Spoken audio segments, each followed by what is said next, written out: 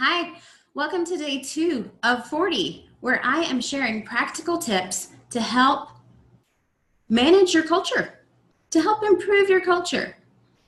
When you improve your culture, it helps with employee engagement, job satisfaction, retaining employees, you name it. There's a ton of workplace outcomes that benefit from managing your culture with intention.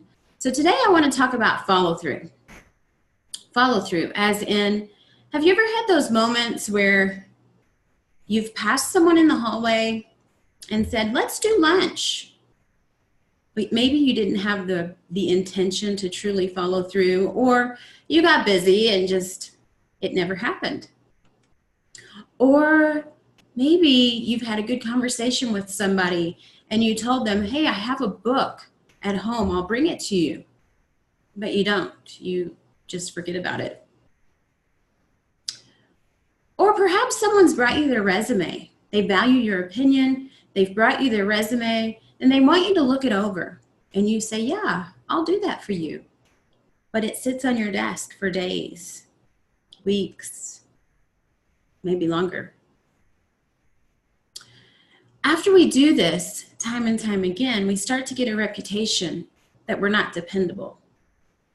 I know people that we say, well, you know, they say these things, but they really don't mean it. You can't depend on them. You can't rely on them. So I wouldn't waste your time just sitting around waiting for them. Unfortunately, that happens, and we need to dig a little bit deeper into why that happens and how we can intentionally make sure that doesn't happen to us. So I want to dig deeper with love and the concept of altruistic love. So let me share my screen. Okay. Love in leadership is more than a component. It needs to be our foundation, the foundation that all things stem from, our motive, our actions. Altruistic love is defined by Dr. Fry as a sense of wholeness, harmony, and well-being produced through care, concern, and appreciation for both self and others. So truly, if we're asking somebody to do lunch, is it because we have a care and a concern and appreciation for them? Or is it because we're just passing them in the hall and we need something to say? So it's where that motive comes from. Do we have this altruistic love? My assignment today is for you to consider your own actions.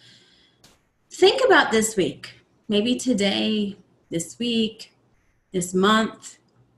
Have you said that you would do something and you haven't followed through? Maybe you've made a promise or a commitment. And actually, just in saying, yes, I'll do that, infers a promise or a commitment. Have we followed through on that? And if not, I want you to follow through. I want you to pick at least one person. Maybe one person comes to mind. Maybe somebody you've already had this conversation with, that you said you would do something. I want you to follow through intentionally.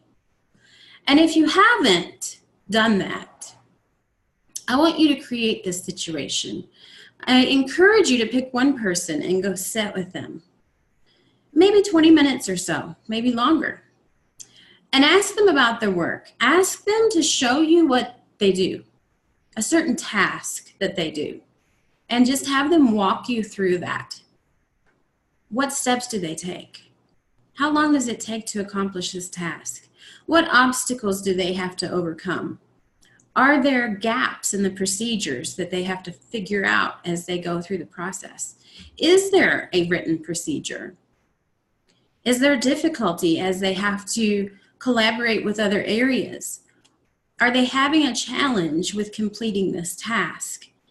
And ask them, as the subject matter expert, ask them, how can this be done better?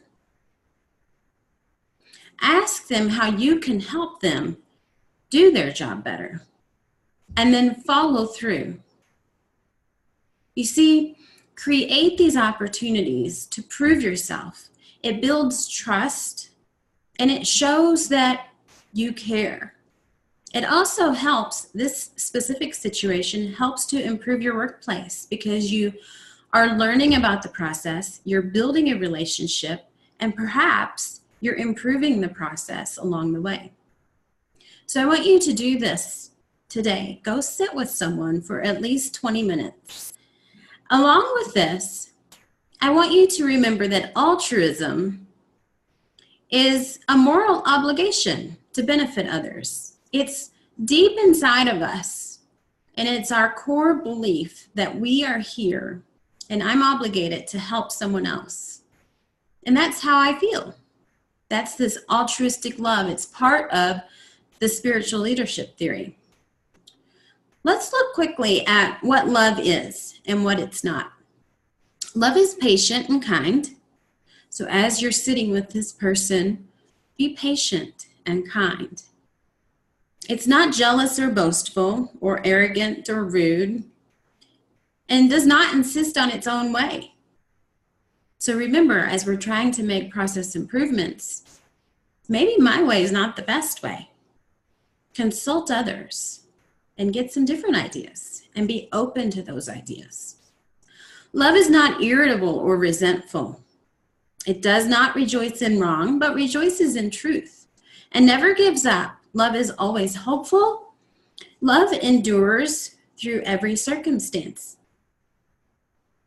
So as we work with people, have this idea of love, this altruistic love, where we are there to benefit others.